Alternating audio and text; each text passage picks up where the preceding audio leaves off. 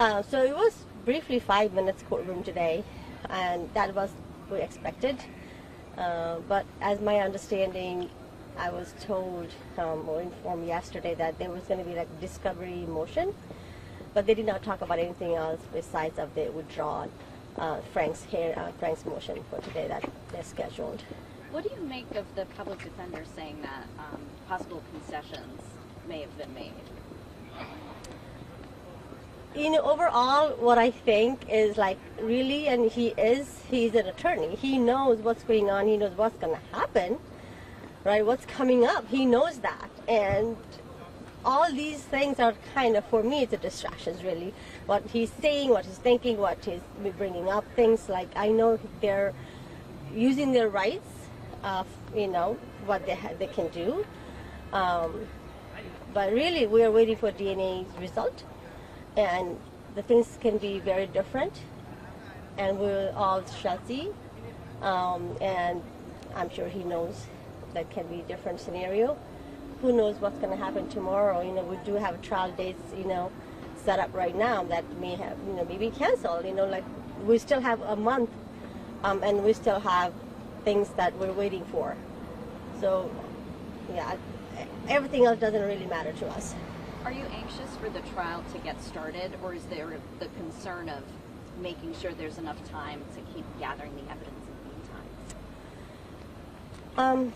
Concerned, anxious, and assured as well that whatever the time is given to Commonwealth, they have been utilizing and working very hard to make it happen, what they can do to do the right thing and to charge the right charge.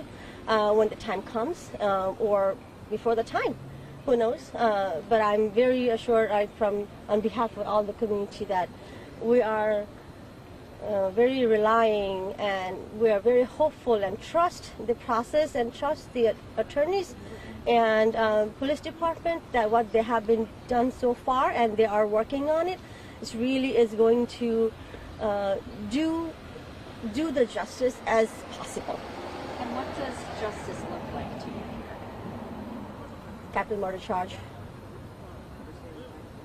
You know, we haven't seen a lot of the behind the scenes for a while, obviously, because we haven't showed up at court. How do you feel about these last couple of weeks where, you know, it seems that it's been silent on our end because we don't have, you know, these kinds of opportunities to hear from you, but, you know, how do you feel about what the prosecutors are saying?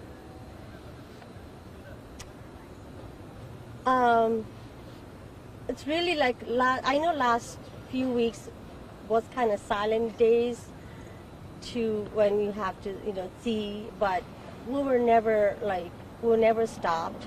We always talked about it. I personally was always in contact with Chief and always asked questions. Is there an update? What's going on?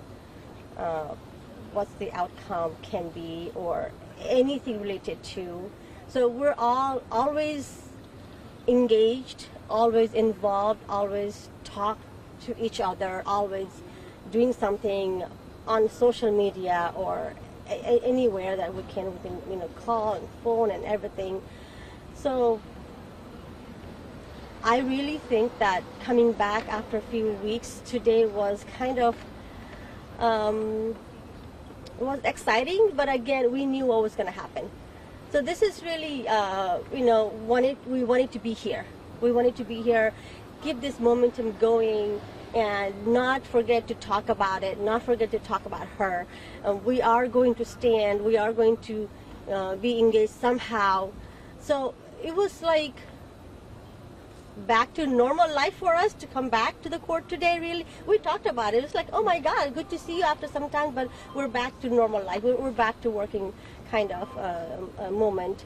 So I really think that the December month is going to be something for us to see, and we are waiting for that moment. How are you preparing? Because, you know, obviously the details that have come out, you know, especially in the beginning, were very hard to listen to. How are you all preparing to, you know, essentially hear obviously more of the, you know, just really gruesome details about what transpired? You know, like a lot of folks in the community started actually talking about, is it dying out? And I'm like, dying down? And I said, no, it's not dying down. even though we have not talked about every day, but we have been watching, we have been thinking, I know like we are going to be there when the time comes, and I know that we haven't forgotten this road, you know, for us to get to the target, for us to get to the result. I personally see a lot of big moments will come, and as a community members, we are going to be prepared to gather if we need to. We are going to be prepared to support family whenever needed, because we need closure. We need something to tell family that, hey, this is what happened, this is whatever's end. And so family even can do some rituals that's been pending for long. It's been hard, and we have baby that we have to talk about for her now and for her future, for her caring to everything, you know, legal matters and all those things if you think about. So we are preparing every bit of it. We are preparing for it. We're talking about every little thing every day. How can we support? How can we do things that it doesn't get overwhelmed for everyone? So we're preparing for the worst in terms of the case, but that has to come. So we're mentally prepared, and we're prepared to support family and the community for each other. And when you say preparing for the worst, do you mean just emotionally in terms of the information that would come out versus the outcome? Yes, okay. Because we all want the outcome that we know what outcome we want, right? And that has to be the right outcome, and we all know. But with that, the emotion's going to be there. A lot of emotion's going to be there. How do we handle that? So we're prepared, and we want to be there for everyone, for each other, holding hands to get through that emotional pattern, emotional situation. And if you can't get to that hope of the capital murder charge, would it be comforting isn't the right word, but would it be some sense of closure if they're able to get him on the concealment charge to convict him? Yes, we're hoping that he's going to get the maximum charges, he's going to get the maximum sentence. That has to be one or the other. Has to be life imprisonment, capital murder, or something else that he can be behind the bar for good, right? He should not be out on the street in a few years. That's our goal. That's our expectations. That's our hope. So I really think the Commonwealth and Police Department has prepared, or whatever they have been doing, that will lead to those kind of outcomes, and we're really hopeful for that. And do you know how, I think so many people are wondering how the baby is doing. Do you know if she's still with her grandmother and her uncle? Or? Yes, she is with her grandmother and uncle. She is doing very well with them. She does not leave her grandmother. She's so clingy with her. She's happy with her, but again, you know, her mother is not here. That is different, but again, she's getting all the love from her family and care that she can get. And still here locally, right? Because they haven't been able to go back. Correct. She's still here locally because Naresh still has the custody. They're only caregiver, but they are doing everything that's possible for her. For a person that said she's not a good spokesperson, you were very well spoken. Thank you. Was there anyone I else? talk from my heart. That's all. Anybody else want to add something? Come forward. Come forward. So court today was very brief. They withdrew the Franks motion, and they did not introduce any other motions today. It was a very quick court date. Does the withdrawal of the motion assuage any concerns about how the evidence was gathered? Or? I have no concern. I think the Franks motion was a tactic to kind of delay and stall. The defense did say they might reintroduce the motion, but the judge was not very happy with that idea. They really have no leg to stand on with the Franks motion, and I think they know that. And so I think it was a good call to withdraw it. What type of circumstances do you think the attorney was mentioning? As far as their conversations yesterday, I think that probably a lot of the details of what they have, as far as evidence, was laid out for them, and they know that they have a strong case. And I think the defense is starting to get nervous.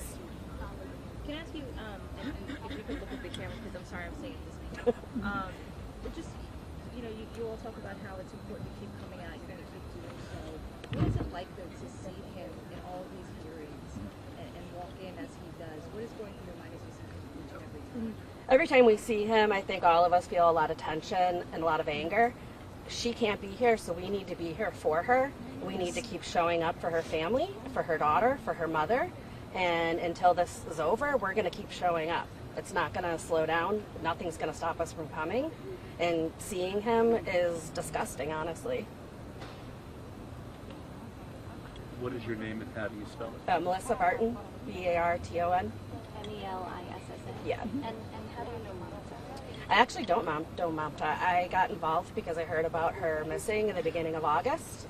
And I started doing the ground searches and flyer distribution and got involved in domestic violence advocacy.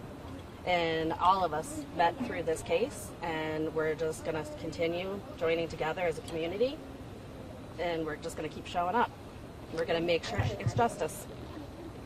You have a question? Oh, I forgot to ask you how you know Mamta. I couldn't remember. Oh, I never knew Mamta personally. I never met her, never talked to her. Just so Yeah, I just saw somebody posted on Facebook that she's missing, so I called out Naresh saying that, hey, you need to talk to us about Mamta because you're the one who knows the best. So this is how my journey started about Mamta. I wanted to add something. Probably you all know that we just had a big festival. It's called Diwali. We call it Deepavali from Nepal. So it's one of the biggest festivals that also has a very significant day for brothers and sisters. And it has a very big meaning that sisters and brother, they come together and they pray for each other. Sister pray for brother that nobody can do anything wrong to her brother with all the protection, and it's a very, very much value it has this celebration has. So I wanted to call Mamta's brother Mahesh, but I couldn't call. I was so emotional to call him, but I wanted to let him know today that we all are your sisters.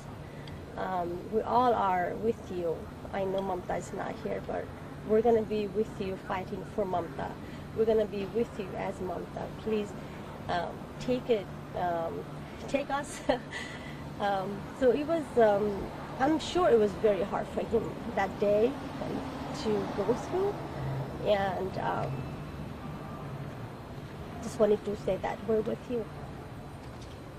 And thank you for coming all the way from other side of the world to fight for your sister here and adjusting in this big country and not knowing anything, and you're still very courageous to say that you're going to fight for your niece, you're going to fight for your sister and leaving your family back in there. You're a very strong man, and we're with you, Mahesh. That's all I can say. Thank you. And thank you guys all for coming out. Yes. I wanted to add something, if you don't mind. I'm Brianna, B-R-I-A-N-A, last name Lambert, L-A-M-B-E-R-T. Rebecca, you asked earlier about how we're preparing ourselves. This has become a community. None of us knew each other before this case, but now we've become a sisterhood and a brotherhood. We have become friends. We're connecting on a level that we never would have. And that's the one silver lining in this absolutely awful crowd. We're a community. We're showing up and we're not leaving. We have friends. We're family in some cases. And I think that's important. And would you say, too, that's a testament to Mamta's legacy as well, to be able to Absolutely. Absolutely. There's something about Mamta that so many of us that didn't know her connected so deeply and showed up at the right time to support each other.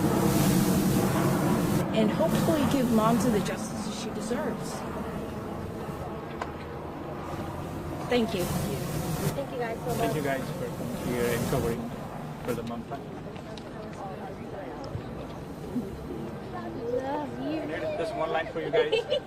So he's not able to make eye contact with anybody. That means he's kind of, we're just waiting for the proven that he's guilty, but he's not able to make eye contact with anybody. Every time he come up and he just try to hide his eyes. Okay, so that's the one automatic proving that he's guilty. Just we're waiting to all collaborative evidences that we're going to start next month. And thank you for your guys' support. Okay.